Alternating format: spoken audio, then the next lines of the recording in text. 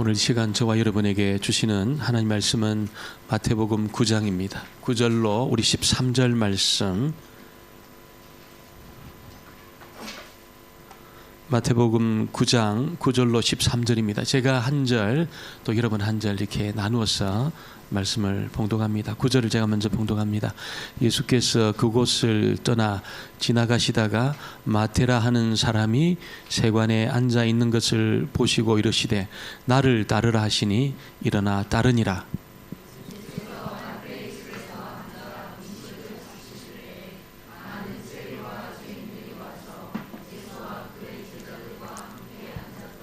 바리새인들이 보고 그의 제자들에게 이르되 어찌하여 너희 선생은 세리와 죄인들과 함께 잡수시느냐?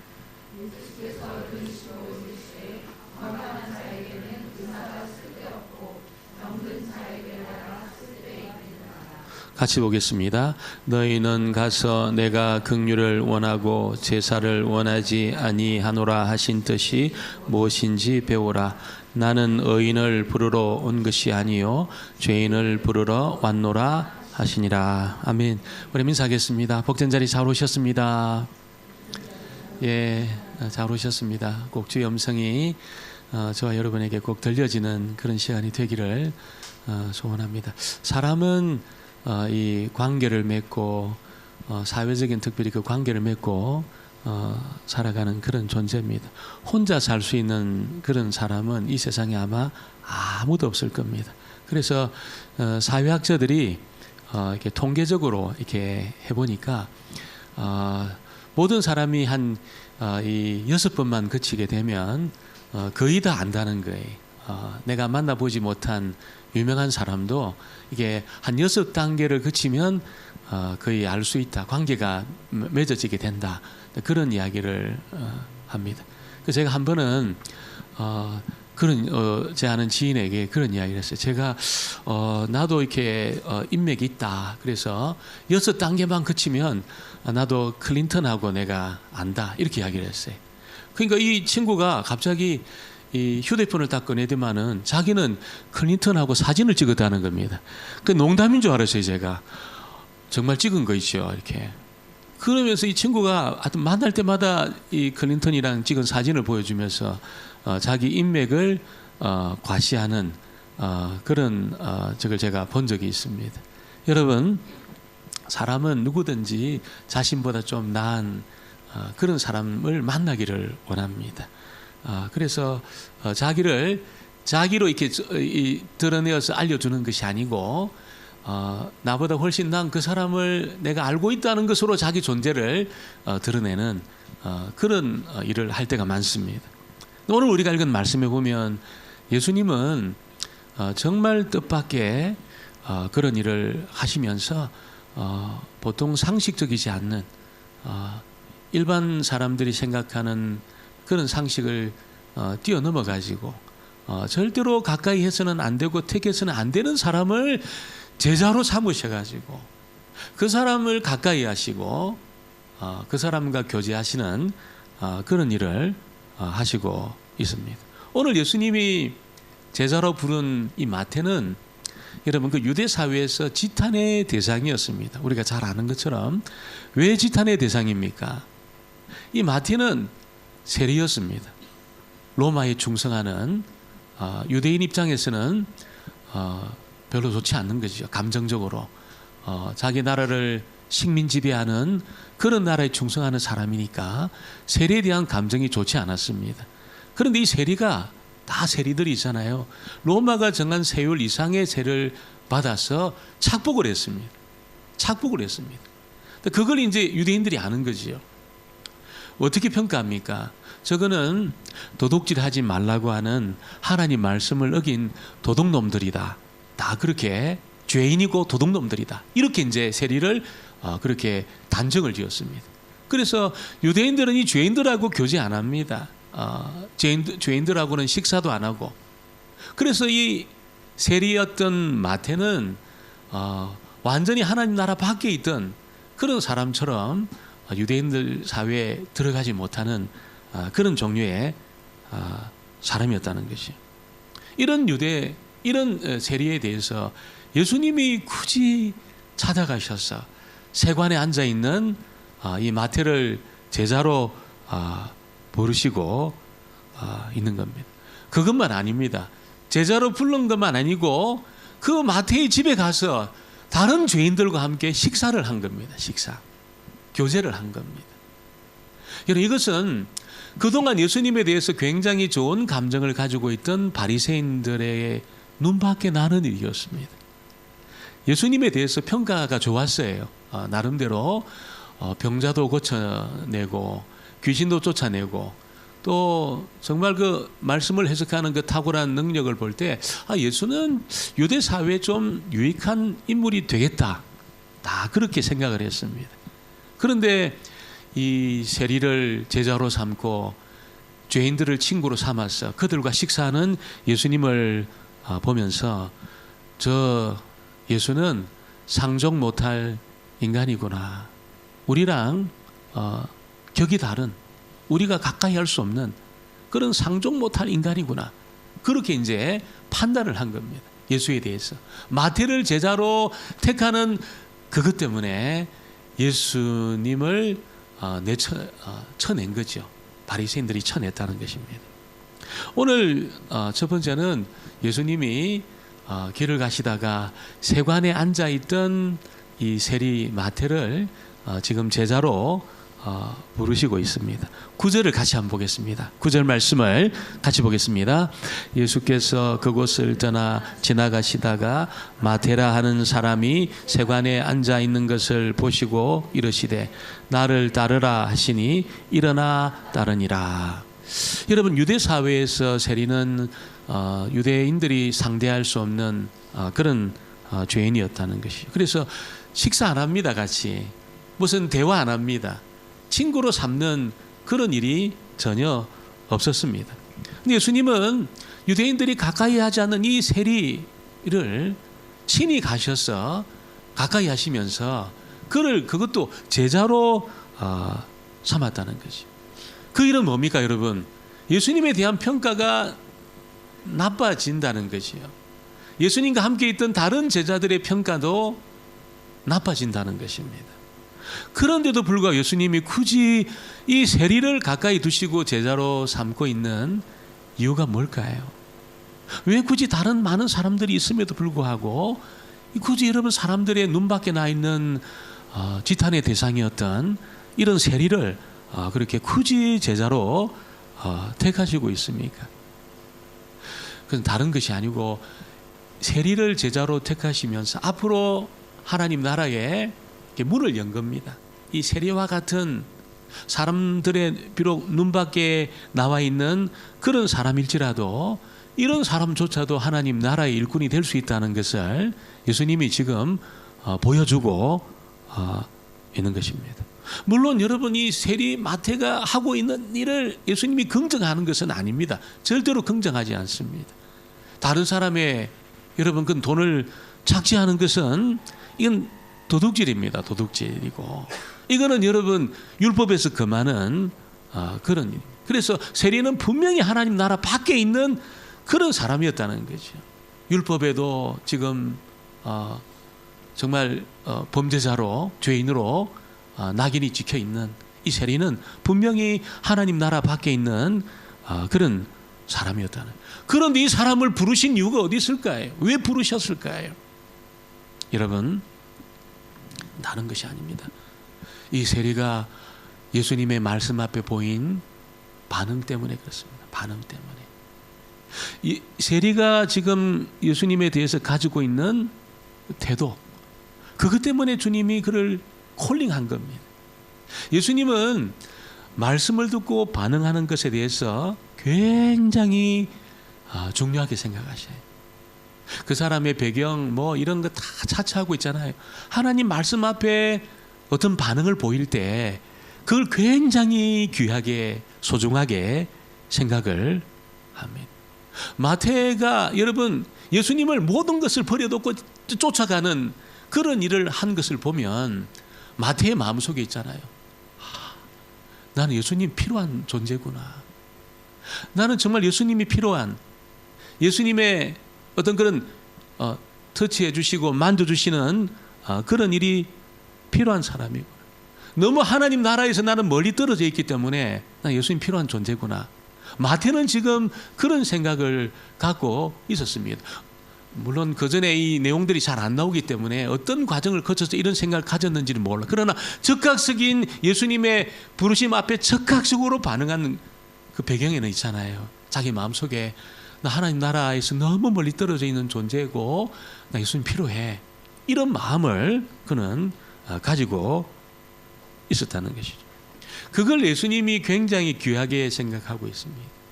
한 말씀이 들려질 때 이 말씀 앞에 어떤 반응을 보이고 주목하고 말씀을 붙들 때 있잖아요. 다 찾아내십니다. 하나님 말씀 앞에 반응을 보이는 사람은 다 찾아냈어요. 다 찾아냈어요. 그리고 그를 부르셔요. 그를 붙드셔요. 그 빚어가셔요.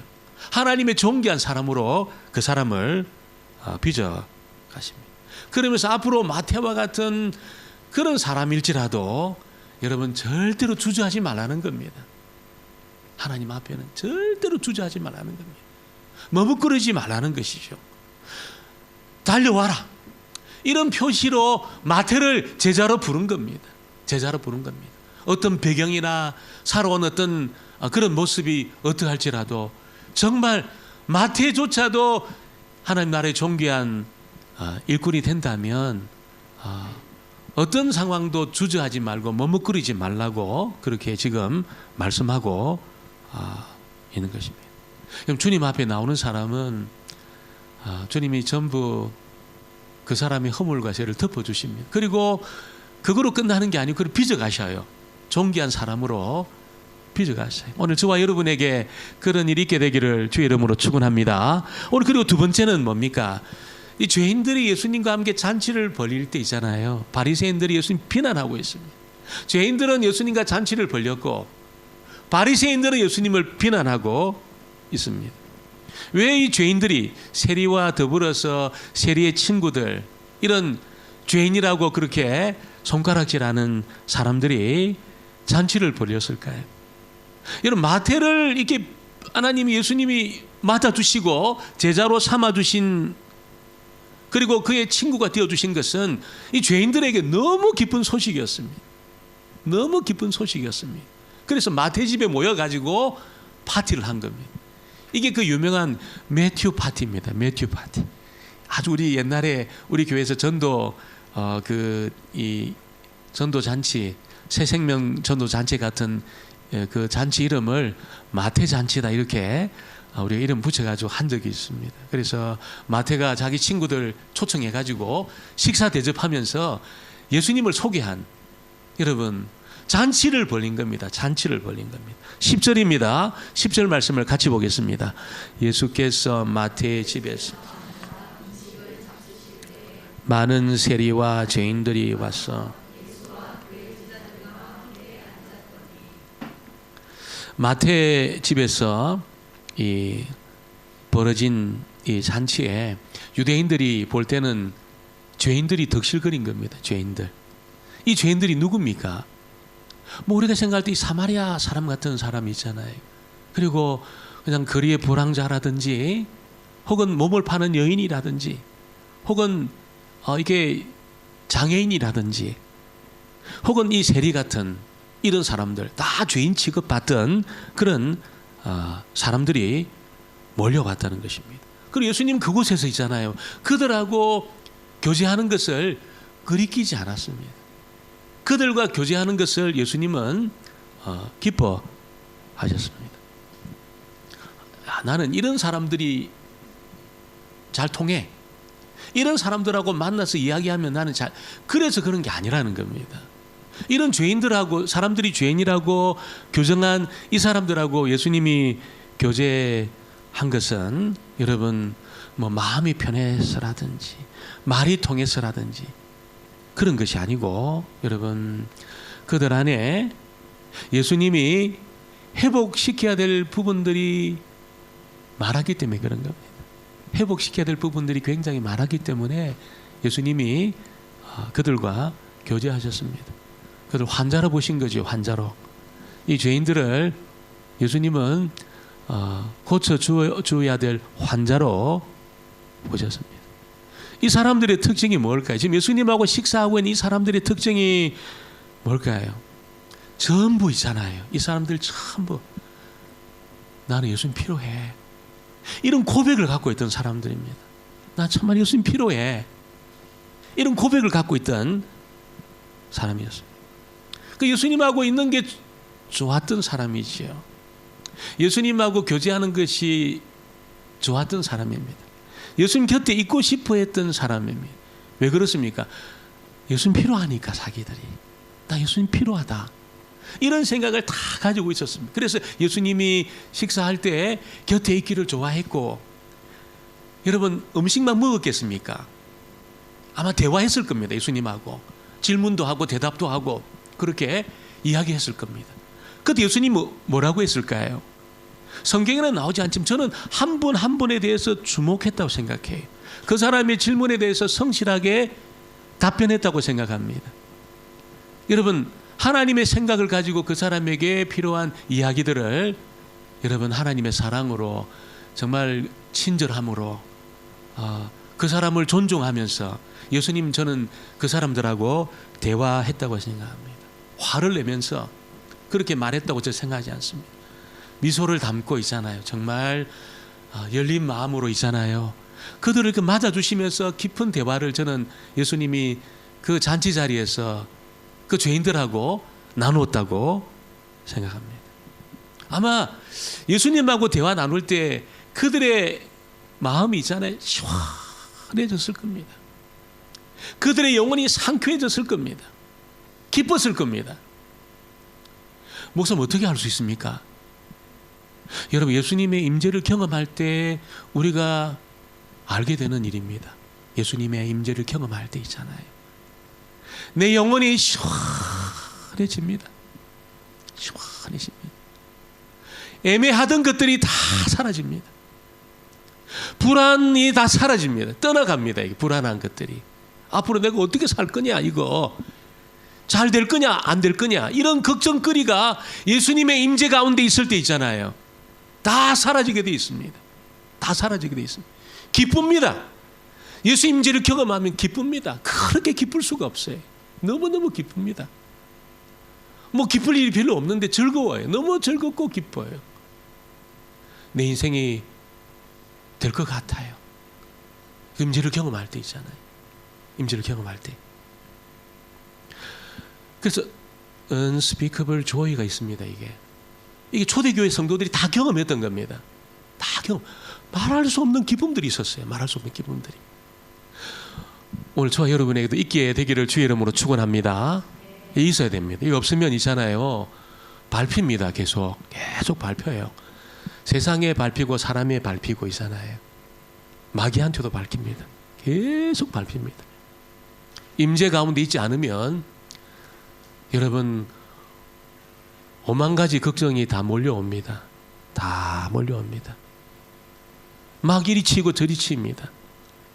우리는 반드시 예수님 임재 가운데 있어야 되고 또 그런 날마다 그 교제 속에 우리가 있어야 되는 것이. 있어야 되는 것이. 그때 축제가 벌어지는 겁니다. 이 죄인들이 모여가지고 유대인들이 말하는 죄인들이 모여가 축제가 일어난 거. 축제가 너무 기쁜 거예요. 물론 음식을 먹어서 기쁘기도 하지만 있잖아요. 예수님이 함께 있는 것 자체만으로 너무 기쁜 겁니다. 너무 좋은 겁니다. 어떻게 마귀가 역사에서 그들을 어둡게 하겠습니까? 여러분 그런 일이 없는 거예요. 축제가 벌어진 겁니다. 축제가 너무너무 좋았던 겁니다. 그런데 이런 모습을 지켜본 바리새인들은 어땠을까요? 비난하기 시작했습니다. 예수님을 비난하기 시작했습니다. 11절입니다. 11절 말씀을 보겠습니다. 바리새인들이 보고 그의 제자들에게 이르되 어찌하여 너희 선생은 세리와 죄인들과 함께 잡수시느냐. 그동안 우리가 볼 때 좀 괜찮다고 생각했던 너희 선생이 어떻게 저것들이 죄인들인 줄 모르고 교제하고 식사하느냐. 참 우리는 괜찮고 유대 사회에 꼭 필요한 인물이라고 생각했는데 이거 전혀 이거 아니다 이거. 이렇게 이제 비난하기 예수를 형편없는 사람으로 단정한 겁니다. 그들이 상종할 수 없는 존재로 딱 단정한 거지요. 여러분, 예수님은 자신이 죄인들과 어울릴 때 바리새인들이 자기를 떠난다는 것을 몰랐을까요? 내가 죄인들을 가까이 하고 식사하면 바리새인들이 나를 비난하고 나를 떠날 거다. 여러분, 바리새인 한 사람 한 사람이 예수님 사역에 너무너무 중요한 존재가 될 수 있었거든요. 예수님을 보정해 줄 수 있는 사람들입니다. 예수님 괜찮아, 이분 괜찮다. 이걸 여러분 누가 보정해 줄 수? 바리새인 몇 사람만 있어도 예수님 보정해 줄 수 있습니다. 그 사람 보니까 예수는 뭐 괜찮아, 믿을만해, 이렇게 보정해 줄 수 있는 사람들이 바리새인이었습니다. 그런데 죄인들하고 같이 교제하고 식사하는 것 때문에 바리새인들이 다 떠난 겁니다. 다 떠난 겁니다. 여러분, 그 몰랐을까요? 다 아셨어요. 다 알고 있었습니다. 예수님 죄인들하고 교제한 바리새인들이 떠난다는 것을 알고 있었습니다. 알고 있었. 그럼에도 죄인들하고 교제한 이유가 무엇일까요? 여러분, 하나님 나라는 있잖아요. 하나님 나라는 정말 자기를 죄인으로 알고 있는 그런 사람이 들어가는 곳입니다. 하나님 나라는 정말 내가 하나님의 진노와 심판의 대상이구나, 내가 죄인이구나, 그런 사람이 들어갈 수 있는 그런 곳이 하나님 나라입니다. 나 괜찮아, 큰 문제 없는 사람이야, 나 뭐 나름대로 뭐 완벽하진 않지만 뭐 큰 문제 없다 내가. 여러분, 자기를 스스로 의롭게 생각하고 문제 없다 생각하는 사람은 절대로 하나님 나라에 들어갈 수가 없다는 거예요. 그 나라에 있잖아요. 절대로 들어갈 수 없습니다. 나 나름대로 괜찮다, 뭐 큰 문제 없다, 스스로 의롭게 생각하는 사람이 못 들어가는 나라가 하나님의 나라입니다. 자신을 죄인으로 알고 있는 사람이 들어가는 나라가 여러분 하나님 나라입니다. 왜 그렇습니까? 그 사람만 예수님 앞에 나올 수 있거든요. 자기를 죄인으로 알고 있는 사람만 예수님 앞에 나올 수 있거든요. 절박한 심정으로 예수님을 붙들 수 있다는 것이죠. 내가 하나님의 진노와 심판의 대상이라는 것을 알 때 있잖아요. 절박한 심정으로 예수님을 붙듭니다. 절박한 심정으로 붙듭니다. 그래서 들어가는 겁니다. 주의 나라에. 괜찮다고 생각하는 사람은 절박해지지 않습니다. 절대로 절박해지지 않습니다. 뭐 내가 그렇게 나쁘냐, 그렇게 내가 문제가 있냐, 이렇게 생각하는 사람들 절박한 심정으로 주님을 붙들 수 없다는 거죠. 예수님 앞에 나올 수가 없는 것이요. 예수님과 더불어 잔치할 수 없습니다. 잔치할 수 없습니다. 그러나 내가 죄인이구나, 나 주님이 필요한 존재구나, 이런 사람 어떻습니까? 절박한 심정으로 주님을 붙들고 주님 앞에 나옵니다. 그러니까 교회는 어떻습니까? 교회는 여러분 죄인들의 어떤 의미에서 죄인들의 모임입니다. 죄인들의 모임. 죄인들이 말이 좀 이상하지만 덕실거려야 됩니다. 교회는 죄인들이 덕실거려야 됩니다. 의롭다 하는 사람이 덕실거리면 안 되고 있잖아요. 죄인들이 덕실거려야 됩니다. 마치 병원에 가면 환자들이 있잖아요. 환자들이 많아야 됩니다. 병원에.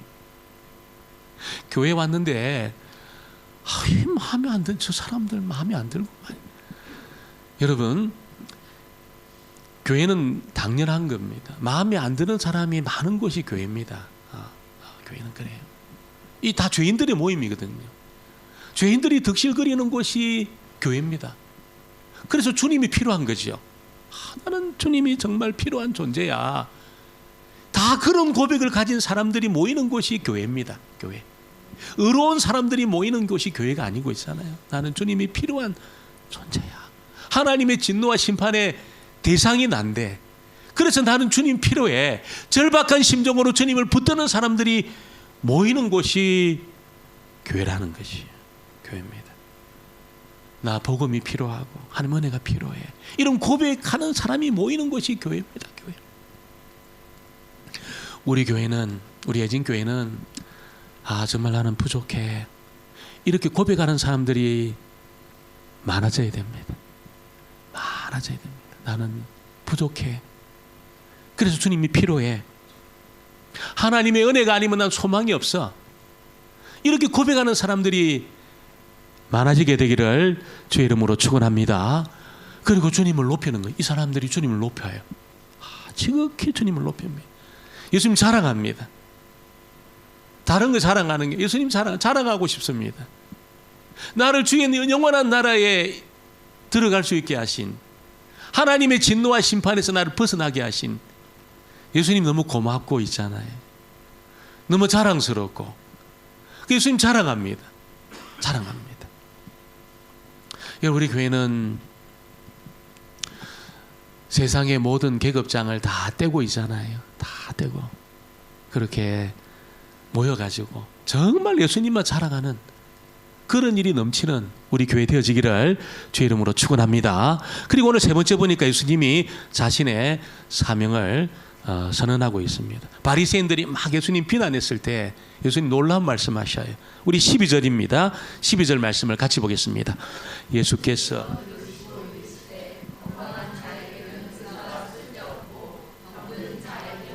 쓸데 있느니라. 예수님은 오늘 말씀 보면 자신은 의사로 설명합니다. 의사, 내가 의사다. 의사로 설명합니다. 여러분, 여기 의사는 영혼을 치료하는 의사지요. 예수님이 영혼을 치료하는 의사로 자기를 설명합니다. 의사에게 필요한 사람은 환자입니다. 병자입니다. 병자. 건강한 사람은 사실 의사가 필요 없습니다. 바리새인들은 예수님이 죄인들하고 세리하고 어울리는 것을 보고 죄인을 사랑하는 사람이다, 이렇게 비난을 했습니다. 그러나 예수님이 이 죄인들, 그들이 말하는 죄인들과 어울린 이유가 뭘까요? 어울린 이유가 이 죄인들이 예수님을 너무나 필요하다는 것을 아셨기 때문에 어울린 겁니다. 저 사람들이 나를 필요로 하고 있기 때문에 어울린 겁니다. 어울렸다는 것이.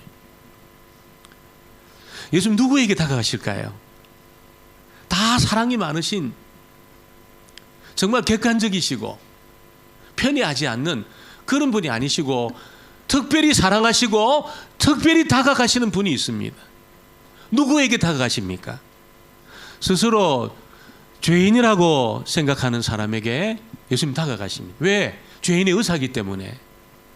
스스로 죄인이라고 생각하는 사람에게 예수님은 다가가십니다.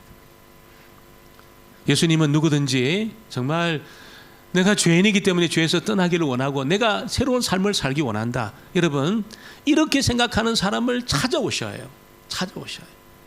그리고 의사로서 그를 치료해 주셔요. 고쳐주신다는 거지. 그러니까 저는 난 뭐 큰 문제가 없다, 병들지 않았다, 난 그렇게 망가진 존재가 아니다. 여러분, 예수님은 나 도움 필요 없다, 이렇게 생각하는 사람에게 찾아오지 않습니다. 바리새인들에게 찾아가지 않은 이유는 뭡니까? 스스로 건강하다고 생각하기 때문에 안 찾아간 겁니다. 죄인들은 나 예수님 필요해, 나 회복이 필요해, 나 하나님의 은혜가 필요해, 다 그렇게 생각했거든요. 예수님 찾아가셨어요. 의사니까.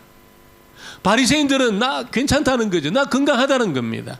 스스로 건강하다고 생각하기 때문에 예수님 그들을 찾아가지 않으신 것입니다. 여러분, 스스로 건강하다고 생각하는 것하고 진짜 건강한 것하고는 차이가 많이 납니다. 굉장히 많이 납니다. 스스로 건강하다고 생각하는 사람들은 있잖아요. 근데 건강하니까 무슨 뭐 내가 뭐 보약이 필요하냐, 내가 무슨 병원의 진료가 필요하냐, 전혀 필요 없다는 거죠. 그러다가 한 방에 훅 갈 가능성이 많습니다. 스스로 건강하다고 생각하는 사람들은.